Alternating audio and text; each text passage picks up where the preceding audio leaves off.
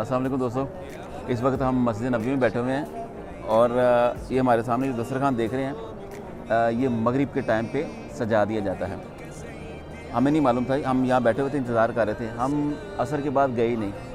हमने सोचा कि मगरिब और इशा पढ़ के जाएंगे एक बार, तो हम बैठे हुए थे, हमारे दस्तरखान लगना शुरू हो गया। आप देखें सारा वो ये पूरा उन्होंने दस्तरखान लगा दिया। उधर भी देखें, वो लड़के लगा रहे हैं माशाल्लाह। और क्या करते हैं, ये इधर कॉरिडोर में खड़े हो जाते हैं और आपको बुलाते हैं, कहते हैं आकर मेरे दस्तरखान में बैठो, क्योंकि ये सारे दस्तरखान इनको डिस्ट्रीब्यूट किए होते हैं कि मतलब 2-3 लड़कों, ये देखिए ये बंदा बुला रहा है, ये चक्कर है, ये उनको बुला के बोल रहा है कि मेरे दस्तरखान की तरफ आओ।